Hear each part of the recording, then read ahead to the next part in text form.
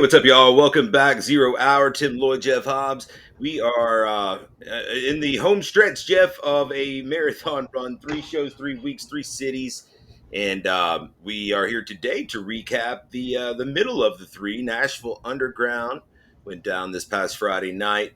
Music City, Nashville, Tennessee. And man, great card. This is one that we were excited for.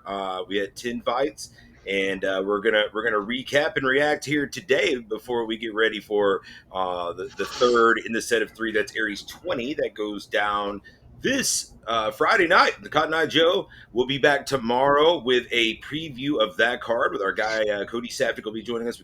We'll have betting odds once again provided by BetMGM. You can bet on the fights there. We'll have more information about that and in the weeks to come. Of course, shout out real quick to our presenting sponsor, Smoky Mountain CBD. You can catch them at SmokyMountainCBD.com. They have all of your favorite, THC, Delta 9, Delta 8 CBD products you would like to partake in. And it's all really good stuff. We appreciate them for hooking us up. Jeff, it's the dust has settled on the underground long weekend, man. I was away for like 4 days. We had the UFC in Nashville the very next night, and of course, we kind of were the appetizer Friday night with the Nashville Underground card. Some familiar faces in the house Friday night. So very cool to see several of the sport's finest in the house. Yeah. Just want to make sure we're getting credit where credit is due. It's 3 shows in 2 weeks, technically. Really, it is. Yeah, yeah, Yes, yeah.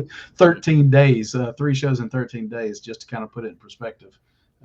Yeah, how exhausting it is, for us.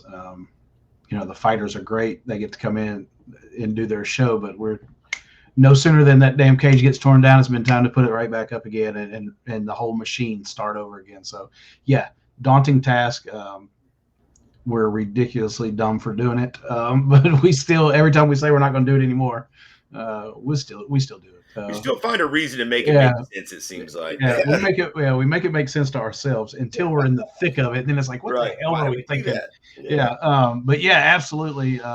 Chattanooga was great, and then it was like, okay, this underground's coming up, and we really feel like this one could be a special night, and it absolutely was. We only had 10 fights on the card, again by design. We wanted to make it, like you called it, the appetizer for the UFC. We didn't need a 16, 17, 18 bout card. We wanted to give people in Nashville, something to do the night before, and it worked. People went to the UFC weigh-ins, the ceremonial weigh-ins. We started our show late. That way they could get over in time, and they absolutely did. The place, was full once again. And like you said, a lot of familiar faces in the crowd, which was kind of, again, by design. One of the reasons why we did this, we knew you put the right people on the card, you give people something, excuse me, fun to do on a Friday night that they really can't go out and get crazy in Nashville the night before the show. If they're a UFC employee, a corner man, things like that, they save that for Saturday night after the UFC show. They really can't. They got to be kind of chill on Friday night, and we gave them that chill thing to do. Like I said, UFC champions in the house, top rank, contenders in the house. I mean, it was a who's who, and just a lot of UFC employees, behind the scenes employees that most people don't know or get to meet, and they all came and said, we had the head of VIP. Chelsea was there. Fabiano, you're the world's best translator, the funniest guy probably that I've ever met, was there. And then, like we said, Aljo, Marab, Frivola. I mean, the list goes on.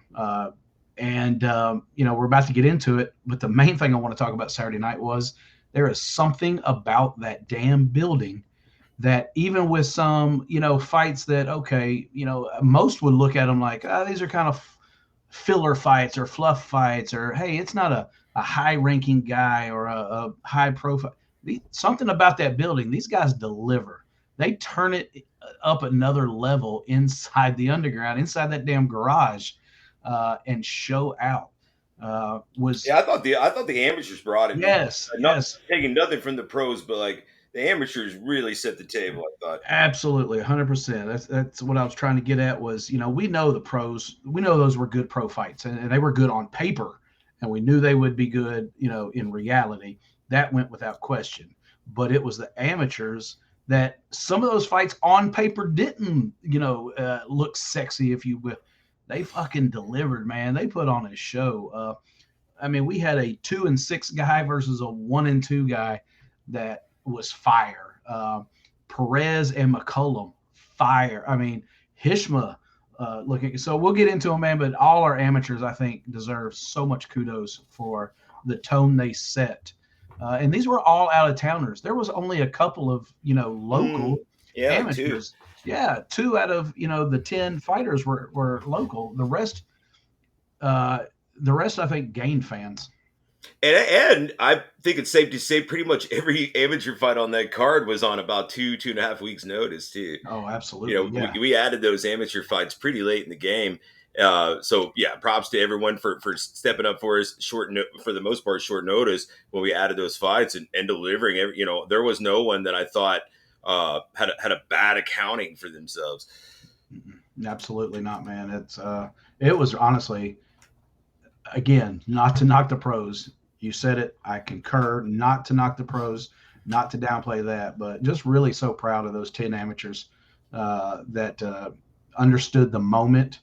And again, I think it was people in the crowd, people that were there, and then just something about that building. Just really proud of the way they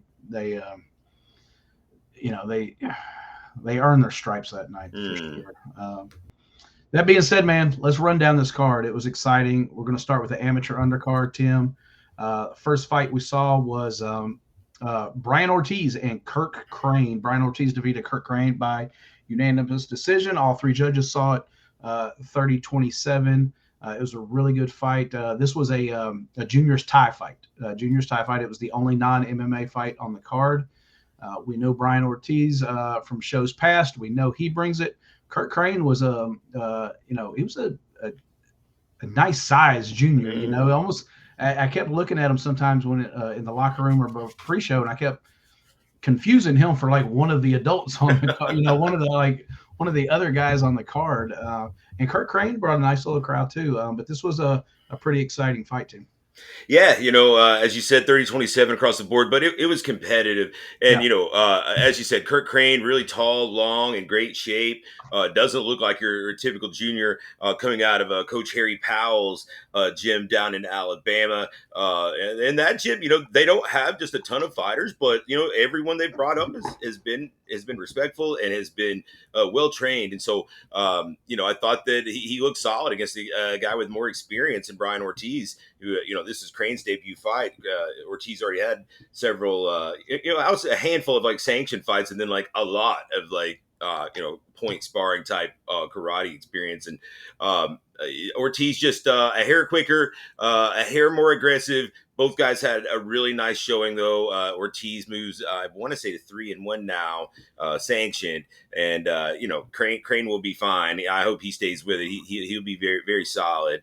And Ortiz got the Mishindo group off to a good start. I mean, they were trotting around the venue. He and his teammate McCullum both had those karate gis on, with their black belts, and you can tell, man, they were dialed in and ready. They were no nonsense out of those guys.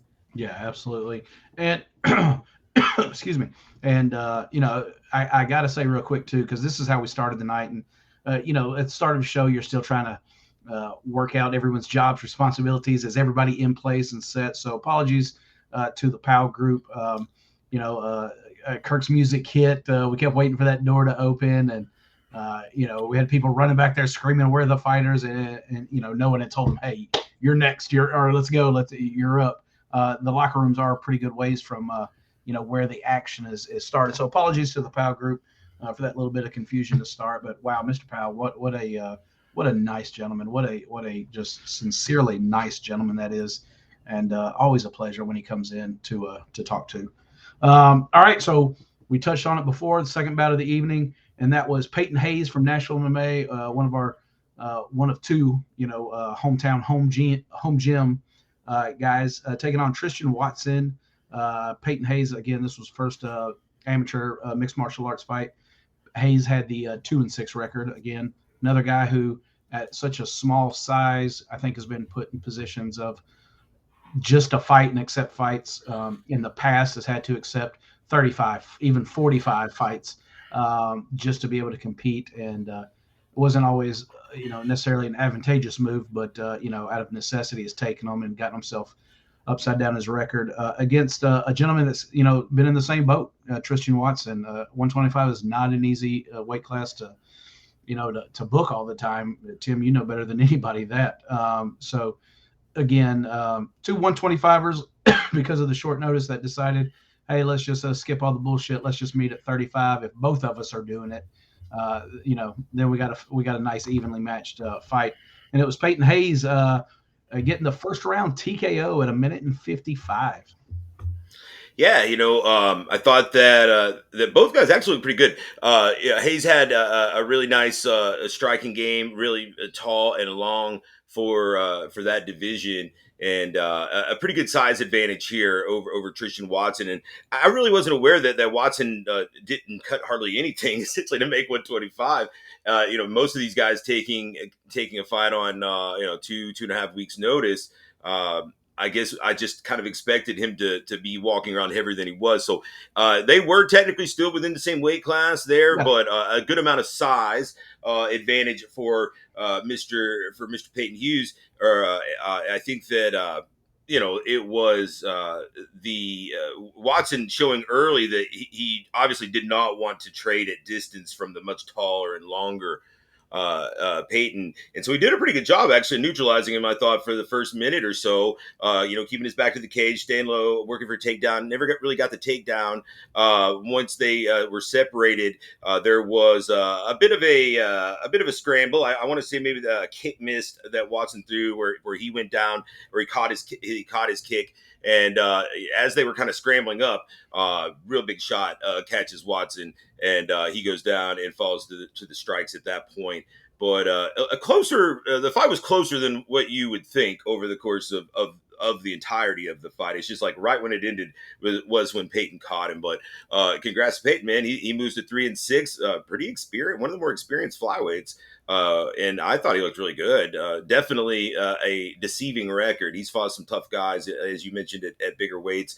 And, hopefully we get to see Tristan Watson back. He's a guy now that I'll definitely want to stick to booking at flyweight exclusively. And we appreciate both guys for stepping up short notice and being pleasures to work with. Yeah, absolutely. I don't from the picture being sent to us for the graphic to in person through the whole rest of the night, I don't know that I didn't see a smile on Tristan Watson's face. He's just a happy guy. And really nice. He's good to work with. He's always smiling. But I definitely think talking to Peyton Hayes' coaches, even though he's a very experienced, he's still upside down in that record, and they want to get him more fights at his correct weight and not take, or not getting pushed into those fights that he shouldn't take. And not just to even out his record, but to get more experience at a true weight class. So I think, and we know that if he's back in the mix now at 125, we've got that group there between your Swinks, Umanas, guys like that. I mean, there's a lot of stuff out there in his true weight class. Really actually just saying it out loud right there, with his height and the way his body's built at 125 and Swinks build at 125 could be a nice little just aesthetically and even body type there. That could be a nice little fight. Yeah, especially I like that on a Nashville card. It makes a lot of sense. Yeah, absolutely. All right, so it really got in a frenzy here on this next one. Just an absolutely amazing pace by both of these guys, back and forth, tit for tat. You got me, I'm gonna get you, back and forth. And that was Jacob Perez and Justin McCullum. Perez defeats McCullum by third round TKO. Almost made it to the end, 2 minutes and 54 seconds of the third round. But it was Perez getting that TKO win over McCullum. Man, yeah, this is my vote for fight of the night. May not, maybe, well, it was just there's a lot of levels to this thing, really, because like I want to say like it was the most polished performance from these guys, as what you'll see some from the pros a little bit later on. But from an entertainment standpoint, man, these guys they really brought it. We'd never had either guy on a card before. I'm a big fan of both now. I want them back. You know, there's so much good shit we can do with those guys at 145. But man, this is a fight that was very hard to call. Going every round was very tough. I thought that. But to preface, a very tough weight cut for Justin McCullum. He had tried to negotiate up to a catch weight a little bit earlier in the week. Perez side not interested in that. And so he buckled down. He ended up making the weight. You know, you could tell he was a little drawn out there, but he looked great out there once it was fight time. This kid is he's a scrapper. His record is unfortunately now upside down at 4-5. But man, you give this guy someone that's going to stand and bang with him, you're going to get a hell of a fight. This guy spinning back kicks, working the body shots, massive uppercuts, everything that he threw at 1,000%. And so he was getting the better of the striking exchanges, hands down. I thought for the first two rounds, like the first half of the round, first 2 or 3 minutes of the first 2 out of 3 minutes of the rounds, he would be doing well on the striking, and then Perez would get a big takedown and hold position for the rest of the round while handing some freaking massive ground, like some of the hardest ground and pound I've ever seen out of a featherweight for sure, whether it be pro or amateur. This guy hits hard from that ground and pound, and so. It was questionable who had won. I thought each of the first two rounds. I guess for argument's sake, had it 1-1, wouldn't have absolutely hated 2-0 McCullum. Although I could see how with Perez being on top to end the rounds, the big ground and pound, how he could have taken rounds two as well. But round three, the position was gained much earlier in the round by Perez, much earlier, and he had top position for till the fight ended with about 6 seconds to go. And there were a couple moments where McCullum like almost got up. Like there would be these moments of just like nothing, and then like all of a sudden you just start going up, you just stand up. And unfortunately, in the third round for him anyway, he couldn't stop from being like sucked back down again. So Perez moves to 3-2. Both these guys have got deceiving records at just right over 500, right under 500. But can't wait to have these guys back. I've got some great ideas already for both of them, and very very impressed with these guys. Yeah, I know you do, and I do too as well. But probably if I said it out loud, it's not going to make sense. But I'm strictly just looking at entertainment value, Yeah, and that Joseph Hishma. I sure. know the records don't necessarily, you wouldn't think of them matching, but I'm just thinking the performance that we'll talk about it in a second that Hishma had, and then just the way these two fought. If they fight again like that, I could see entertainment in a Hishma fight with either one of them. But I know there's a lot of other options out there that records are more alike for those guys. But man, the possibilities are definitely endless right now at that weight class. All right, we're going to jump up to welterweight next. A man that does not look like a welterweight from Nashville MMA, another hometown guy here, home gym guy, Rashad Lockhart took on kind of hometown, right outside of Nashville, with Phoenix MMA, Corey Robeson's gym. Elliot Kim making his amateur debut. Rashad Lockhart was at 1-1 at this point. A lot of experience in Thai kickboxing matches, but only 1-1 in MMA. And it was Lockhart defeating Kim first round TKO, 2 minutes and 44 seconds. So I didn't get to see this fight live. I heard that it was good while it lasted. I got to go back and watch it on the replay, and I thought this is another fight similar to the second fight in that the fight was closer than what you may think by just going from the if you just read the result on Tapology. Kim showed that he has got some tricky ground skills. Yeah, I thought that Rashad showed really good timing with his strikes and with his takedowns. Had a huge slam, landing massive ground and pound, but he was never able to really like establish that top position because Kim was there were like three instances before it ended where Kim would have been taken down, where he got a little overzealous, throwing wild strikes or kicks, and he got taken down hard, was getting pounded on, and then would he would scramble his way back up. I think that if it were a straight grappling match, Kim could be very dangerous. You could tell down there, but yeah, at the end of this one, it was a big shot that dropped him, followed by more ground and pound, and that was it for Elliot Kim. Hope we get to see him back. I thought he was good to work with, and I can tell that there's some talent and skill there. Rashad, I thought looked really good. I thought that he showed a lot of improvement. It had been a year since we'd seen him fight, so there were some questions I think as to. Is there noticeable improvement over that year? Is there cage rust after having been gone for a year? But I thought he looked really good, much more fluid. I guess would be the way I would describe it. Didn't seem quite as stiff as maybe we've seen him in the past, and just a lot more aggressiveness as far as like really going for that finish. You could tell he wanted it and he got it. And congrats to him. He has now achieved over the Mendoza line there, and has his winning record now 2-1. And hopefully we don't go another year before we see him again. So desperate to fight in he was willing to fight in Nashville. He was willing to fight in Knoxville. Wherever he had to fight, he was willing to fight. He wanted in so bad. And again, I think you can't dismiss it, even with just now a 2-1 record. Those Muay Thai and kickboxing matches that he really didn't want to be that guy who was just a Thai or a kickboxer. That experience, he's like 6-1, 7-1 in just stand up striking matches. That pays dividends. Like you said, he looked fluid. Well, that's because of those. Even though he's dead set, I want to be an MMA fighter. I never wanted to be a Thai fighter or a kickboxer. The benefits of having those matches definitely shows through at such a young MMA record.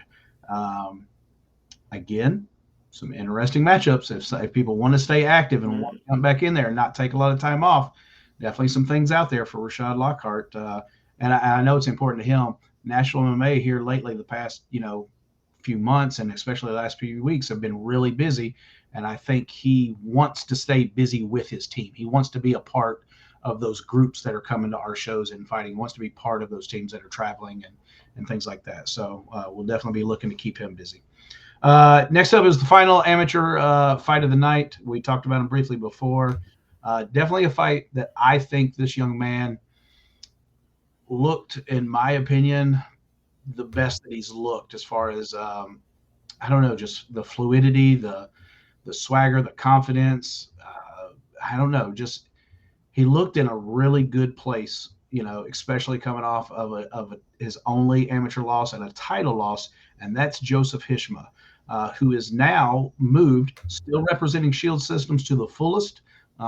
It's where he cut his teeth. It's where he's from, but it sounds like he moved a few hours away and now part of the Jimmo crew, and looked good in a defeated Dylan Booker by a second round submission. What was it? Rear naked choke.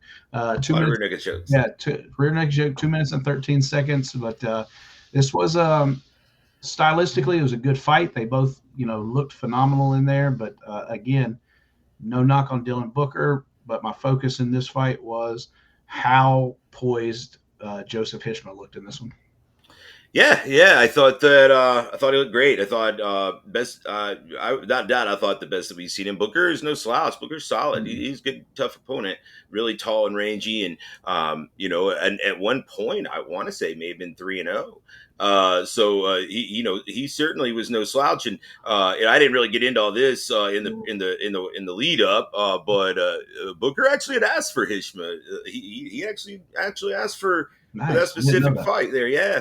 And I thought I would. He didn't really like tell me to like make any kind of big deal out of it. And I don't want to make it something that it wasn't. But that's kind of how that one come about to begin with. And I thought that Hishman answered some questions. I thought there was certainly some to be answered there as to what version of him we would get coming off of a loss.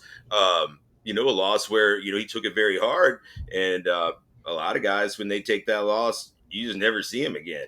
How many guys have you seen be undefeated or 4-0 or 5-0 and have a title, and then they lose one, and legitimately never see him again. So he did the opposite. He did what needed to be done, and made a move out there to take his training to the next level with the Jim O squad. Which oftentimes these Shield System guys will go over there and sharpen their tools, and so thought it looked really good. He could tell afterward that he was very happy himself with his performance, and just really really solid win. Had won the first round, I thought for sure, and was really starting to come on strong in the second round, and gets the rear naked choke, first of many on the night, and it was. It was all the way in, man. I thought Booker fought it as long as he could, ended up succumbing to it, and Hishman now is it 5-1 now? 5-1 or 6-1? It's he's really 5-1, I believe. 5-1. Yeah, solid. I think the key to this, though, when I told Joseph after that fight that it was an away game, I think that had a lot to do with it. Mm-hmm. Every single one of his fights have been the pressure of being at home, right down the street from my gym. And this one, he kind of just got to get away. Yeah. He still sold tickets and had them travel, but there's just something about that away game where, you just kind of. Maybe you can just dial in on nothing but right. the fight. There's nothing else to take care of. If you're at home, maybe you've still got to run by the bank and run by pay Run some errands bills, and or pick up groceries, grab some, Mhm. things like that. And he was able to get away, go to the hotel. Um, people just came in for the fight. They weren't there, on weight cut day and leading up to it. Like you said, still having. I think that paid dividends, and I think he really enjoyed that aspect of this fight. All right, moving on. Pro card, main card. We started the night in the featherweight division. Jacob Olave and Andrew Sturdivant. This was one that BetMGM had posted up close to a pick'em. I think the odds makers made this one probably our closest odds of the night was with Olave and Sturdivant, but it was Jacob Olave defeating Andrew Sturdivant by first round submission via that same rear naked choke. Yeah, man, Olave was impressive. We didn't really know what to expect out of him when he showed up at weigh-ins. You could tell that he was in shape. He was tall, rangy, very professional, good to work with. Always, lots of good things here. We're checking boxes early, and then he brought it in the cage. Man, he delivered. We really just didn't know what to expect out of him. We've seen Sturdivant many times, and Sturdivant just couldn't get anything going. Man, no matter where this fight was happening, it was. It was all Olave here. Got the rear naked choke. Oddly enough, both times that the fight went to the ground were takedowns to Sturdivant initiated, and just couldn't implement his grappling game. I would be very interested to see where we go from here. He did seem to be in fairly decent spirits. Messaged me a little bit afterward, and he said he's ready to get back out there. Hopefully that we'll see him take his training as seriously as he needs to moving forward to be a professional and be competitive as one. Especially Olave, I'd like to see him again. I think there's some really good fights for him out there. He's 3-1 now as a featherweight. Got some good size on him. Again, congratulations to him. Really nice win. Yeah, I want to talk about adversity again. Hated it for the guy, but he comes into drove a long way, into town, and the night before the fight, or he wakes up on fight morning, to see that his car has been broken into, two windows busted out, all of his gear stolen out of it. So some fight day, stress and adversity. Fuckery. Yeah.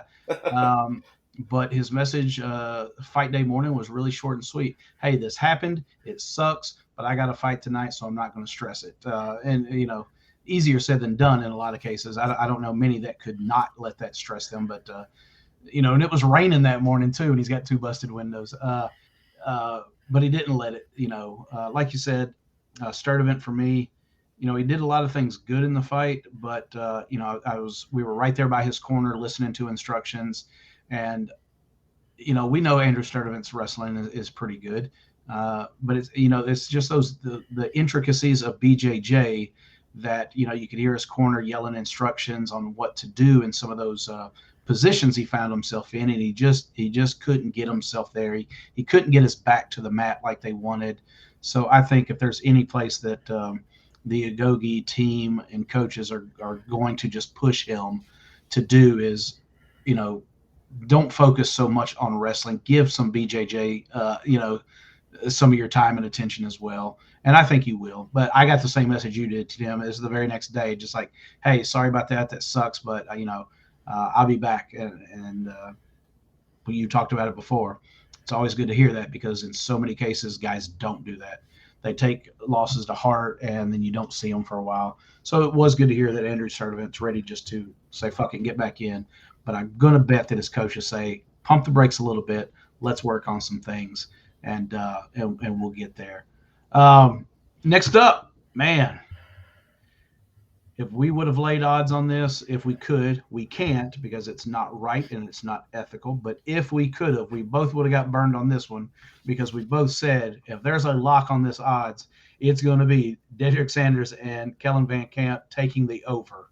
Yeah. Boy, were we fucking wrong on this one. Far from correct. Yeah, Dedrick Sanders defeating Kellen Van Camp first round, pretty much straight KO. We've seen what we know of Kellen Van Camp just in research and looking him up as an opponent that we were booking.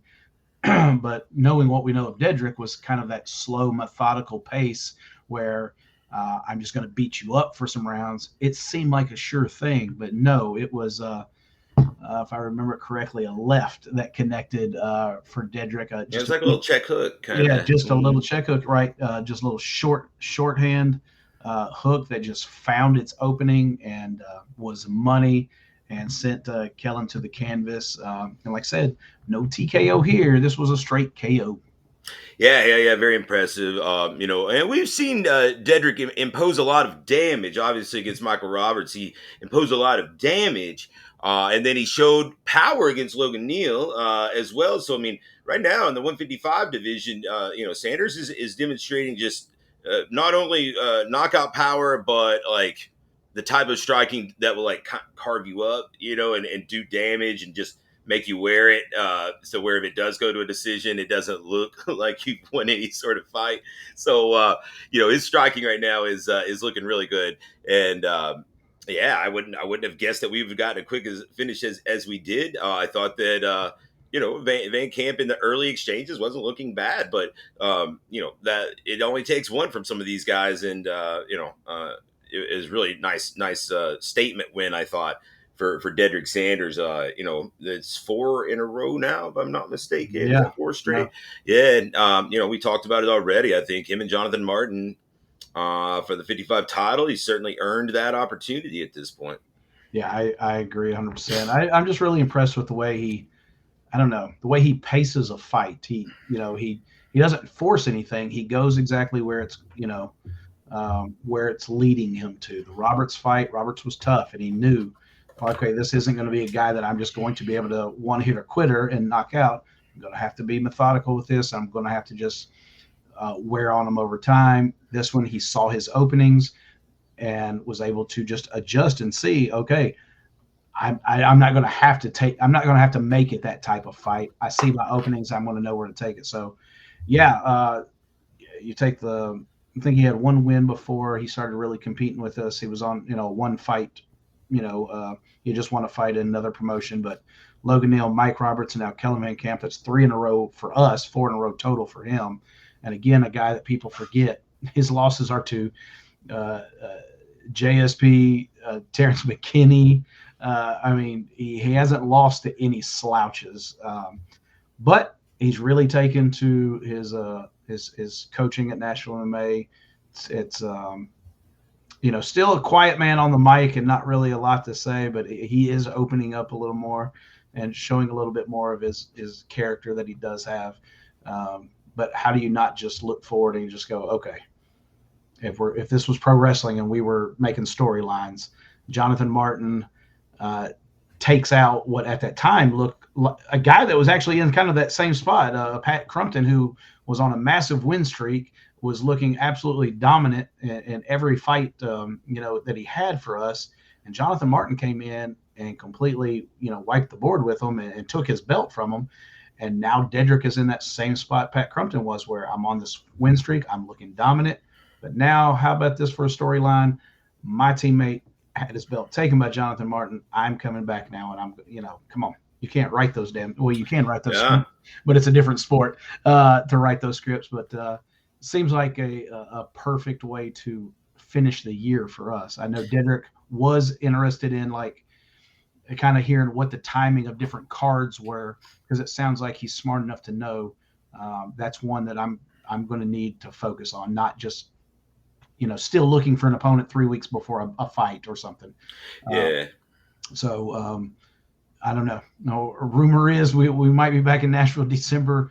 I think he's going to want to push it out that far if need be to be ready for it. But holy shit, I mean, that one will be dynamite. Yeah, I mean, styles make fights at the end of the day, and Martin showed very, very good striking against Pat Crumpton. Crumpton wasn't able to really implement that grind, that those takedowns that he'd been able to use against so many other guys. Dedrick's not the type, I don't think, at this point to be trying for takedowns, and I think we could get a very violent affair between those two. Right. Martin's key to victory then was, I mean, the fact that he stuffed those takedowns and could not be taken down is what threw Pat's game plan. But that's not Dedrick's game, where Martin had his back up against the fence in that Pat Crumpton fight a lot, had his back up against the fence a lot in that fight. Dedrick's not going for a double leg. That's where Dedrick wants you to use those Muay Thai elbows, those short elbows, the short punches, the dirty boxing.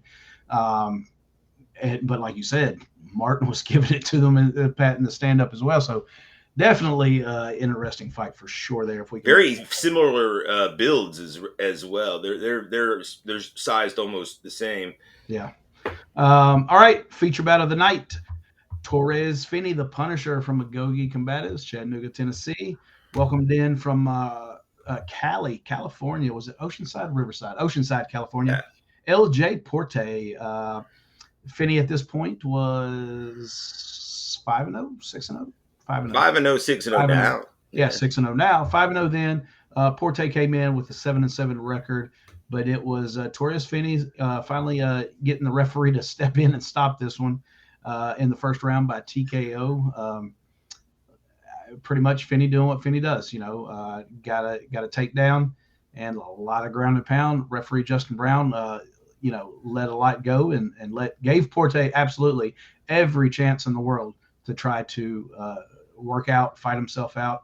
A lot of the punches he was blocking with his arms, his bicep, but at some point, I think Justin Brown just finally said, that'll be that's going to be it. I know a lot of these aren't necessarily hitting your head, your face area, but you're not returning anything. You're just laying there taking a beating, and finally stepped in and stopped this one.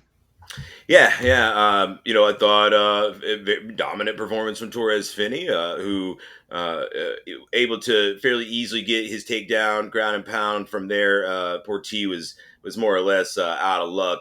Would I have liked to have maybe seen a little more striking out of Torres, as we talk about a lot? Yeah, I would have, but at the end of the day, he knew that that takedown was there, the ground and pound was there. I think we talked about it in the lead up. This is a fight that he most definitely wanted to make 1,000% sure that he got a finish on. He wanted to show that he could finish guys, and didn't want to really risk it. Maybe going to the second round where it might not look so pretty. So congratulations to Torres. If you've been on social media, Torres got the opportunity, not even 24 hours later, I believe, to move on up to the Contender Series here in just I guess here in about 2 months or so. So congratulations to Torres Finney, and hope you go out there and knock their socks off, my man. That'll be our third Contender Series graduate in less than a year. Let's go. That's right. Definitely, it couldn't have happened to a nicer guy. I mean, when you just talk about, nice human being, Torres Finney is one of the best when it comes to just his personal character, uh, the way he lives his life. I mean, he makes me feel like a horrible person when I'm around him because of Yeah. my language, my subject matter, But he's that My type. mind, it's Yes, just yes.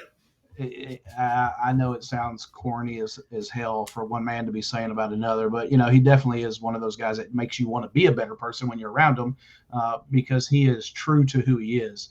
No drugs, no alcohol, no cursing, no, does not want to engage in subject matter talks, that are just outside of his beliefs, and great human being. So how are you not happy for him getting the opportunity and call it what you will, opportunity given, gave to him. It's not. I mean, at the end of the day, he earned that because he has to go out there and he has to win fights, and he's done that.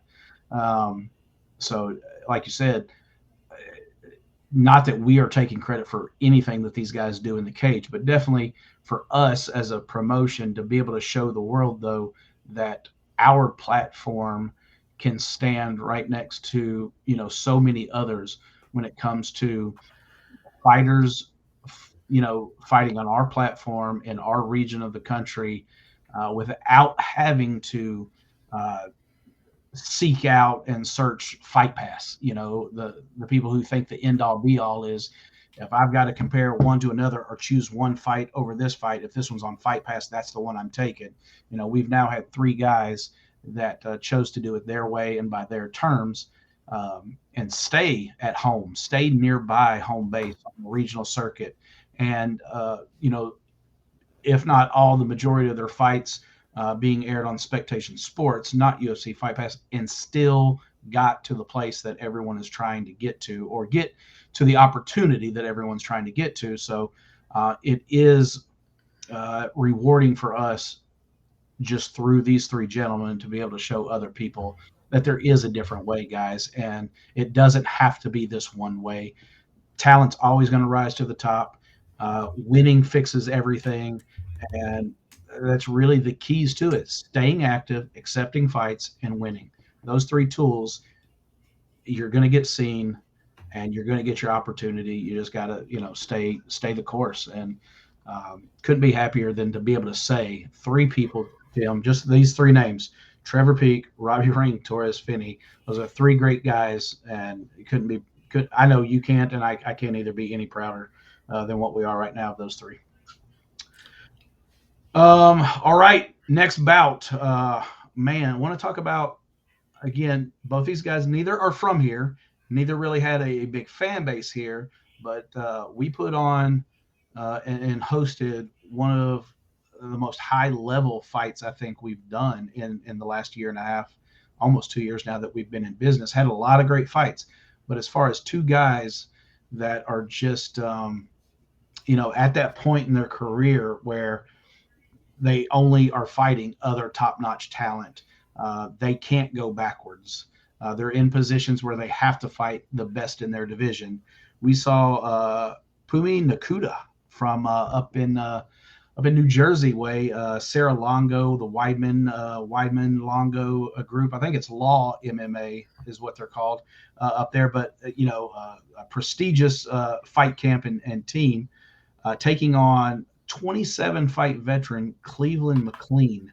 Um, Both these fighters, obviously 125ers, neither has ever missed weight at 125, but because of the short notice, and maybe not necessarily short notice, but just a long buildup to not know if they were fighting or not.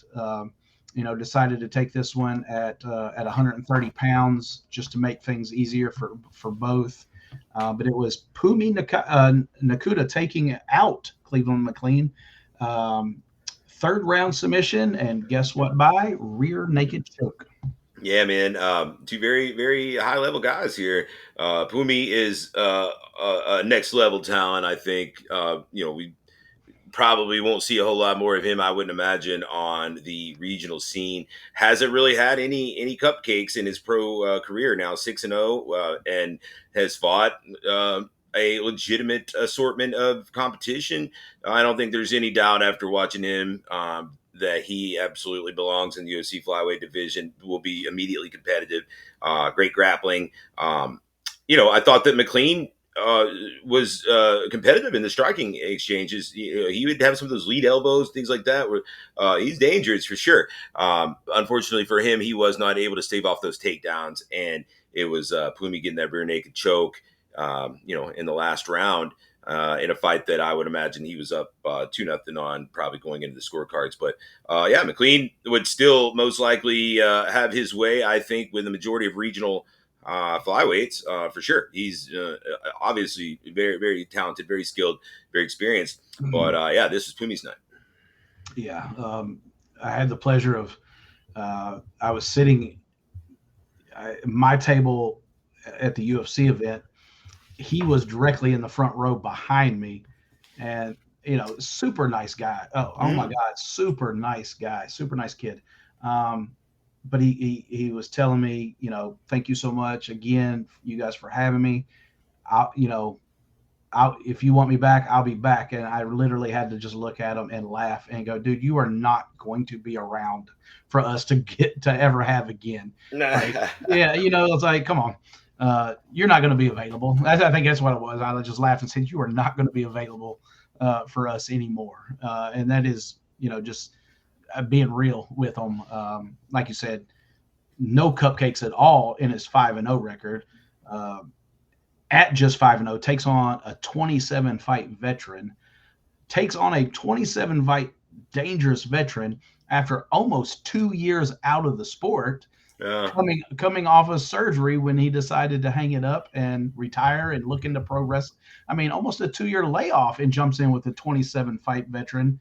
And not just 27 fights, because sometimes you say someone's a this many fight veteran because you're wanting to hide. You're wanting to hide an upside down record. No, 17-10, 17 wins out of his 27 fights, and that's the type of opponent. Had zero qualms about jumping in on pretty much short notice. Against and flying to some promotion in Tennessee that he'd never heard of before, and just making it happen. The mindset of this guy is also what's going to get him there as well. And it doesn't hurt to have guys like Aljo Marab and Frivola and those coaches in your corner. I would say we're going to see that guy sooner rather than later. And in that division, I don't know about you, Tim, but I could definitely see him bypassing any type of reality show or tryout contender series. I could see him getting a call to just sign and fight. Yeah, I don't see. I certainly wouldn't see him needing to go on tough. That's for damn sure. As far as contender series, I think that if they were probably going to go that route, we would probably hear about it pretty soon, like for this upcoming season as they flesh it out. But yeah, I'm with you, man. I would think that they would just sign him outright. Yep. That was our co-main event of the evening. We saved the main event spot for some hometown flavor. It was the I say returning because he has not fought in Nashville in a long time, but Chris Ocon, who has here recently moved to Nashville MMA and working with Dustin Ortiz there solely. Well, he gets out a little bit to Chambori and other places, but as far as his main gym, Nashville MMA, Dustin Ortiz. It was the return of Chris Ocon in Nashville, Tennessee, taking on Austin Coleman. It was Ocon defeating Coleman. You want to take a guess what by? Rear naked choke in the first round. Yeah, Ocon he's really a top tier guy. I mean, if you kind of go back and listen to our breakdown when we had Cody on the show, he really said it best. When he's fighting at 135, which technically he was fighting 135 here, but against another guy that was really a flyweight. When he's fighting 135, he's giving up a little bit of size, still very skilled, but just coming up a little bit short against guys that are like really big 135s. At 125, man, he's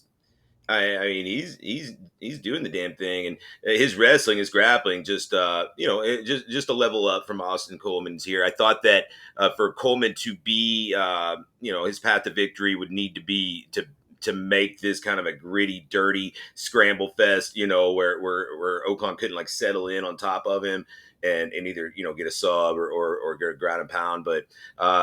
yeah, the wrestling of Ocon was just too locked down, man, and Coleman just couldn't get anything going.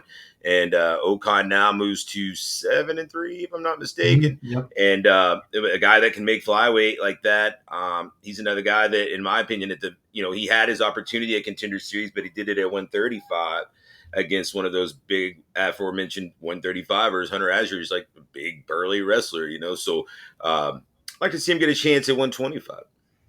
Yeah, and I think that's kind of just where he's trying to figure out right now. Just the little bit I talked about it with him and his coaches is, just weighing out. Do I try to, compete at 35? I think one of the, options that was tossed around was, try and Bellator at 25 in that, Mm-hmm. 125 division there. But maybe until that call comes, obviously they can sell themselves to Bellator that obviously I can make 25, but if I'm going to grind it out on the regional circuit for a little while longer until I get that, why necessarily kill myself, getting to 125? I'll do some 135s. So I don't know. I think he's, kind of open to both, but also being mindful, like you said, there are some really big 35ers out there who cut a lot of weight to get to 35. And, he doesn't want to get stuck in a position of finding himself having to compete against those guys while trying to maybe make that jump up to the bigger promotion because you don't want to be derailed. So Mm-hmm. I think in my opinion, it'll have to be thought about, really strongly about which way it is going to be to go there. Not a Um, perfect answer there, because you've got if your mindset is like, well, we need to knock off some good guys, to get that opportunity, then I would think that you would knock off those good guys at 125 where you're going to have your best showing, versus 135 if you need if the certain matchups, against like wrestler types at 135 are going to be more risky. But yeah, what do I know? right. Honestly, there's lots of ways you could go with it. No, but you're right though. It's like if I'm going to do 35, I can't be lazy about, who. I don't want to say lazy is not the right word, but I don't want to say safe because Ocon is not a guy that just looks for safe fights. Mm-hmm. But you do kind of want to be safe. If I'm going to do 35, I can't take these beasts that are cutting from 70 to 35. Um, but like you were saying, but I need to knock off, good guys to Mm-hmm. get that thing. So to be competitive or to be fair and smart about it, then those guys I'm going to need. If I got to fight those type of guys, then it needs to be at 125, Mm-hmm. where I'm at my more natural weight and they are too. So it's a tough spot to be in. Be interested and see which way they angle this now moving forward. But regardless, I know Chris O'Connell was excited to get this off his back. He's been, he said it himself. I've been stuck in a fucking contract, and again, to you guys coming along behind, I know it's 6-3. You wouldn't call him an OG, but he is in the game. He's been around, and everything that shines isn't gold. And he preached it at the end about getting stuck in contracts that you can't get out of when they weren't the best situations or scenarios for you. So you guys again need to be careful. Like what you're jumping into. Things aren't always necessary. Do your homework. Be smart about the moves that you make, and don't get your ass stuck in a South American promotion that you can't get out of. If you're wanting to stay active. But anyway, Tim, enough of the preaching. All in all, man, the underground was what the underground always is, and that is a blast. It's a fun show. It is a let your hair down. It was hot as hell in there, so let your hair down and sweat a little bit. But if you notice, as hot as it was in that building, we complained because we're bougie, up at Cage Side. But I didn't hear really any complaints from anybody else because they were having a damn blast. The special guests that were there were keeping people entertained. Lots of pictures. It was what it was supposed to be, and that is a damn good time. And I think that's what we can always count on the underground being. And once again, everyone that competed on it said, don't change a thing. Don't move to a bigger venue. Don't move to anything nicer. This is what you sold it as and what made it special. Yeah, couldn't agree with you more. It's kind of the best of both worlds. It's got it's kind of a grungy, gritty vibe. Yet at the same time, we have the ability to run a very tight shipped there. You know, we ran almost an exact 3 hour show, which is about what you want, you know. So it's not one of those venues where things get away from you. And although they could, like if we wanted to run later there, we could, you know. But Well, we had a mission to make a concise show there, not to keep everyone really late, knowing that there was a big day tomorrow with the UFC, and we didn't have any problem making that happen. So shout out to everyone that participated, showed up, showed support. Shout out to everyone that competed. That was put on a great show for everyone. And that's going to wrap us up for this nice, tight, concise edition of the 0 Hour. Make sure you give us a like, hit that subscription bell. You'll get notified when we put new content up. We'll have the preview and prediction show up tomorrow for Aries 20, which is coming up. And then a few short weeks from there, Aries 19 fights will be coming up. So you want to make sure you get those notifications. For Jeff Hobbs, I'm Tim Loy signing out. We'll see you tomorrow. Another edition of the 0 Hour. Peace. see ya.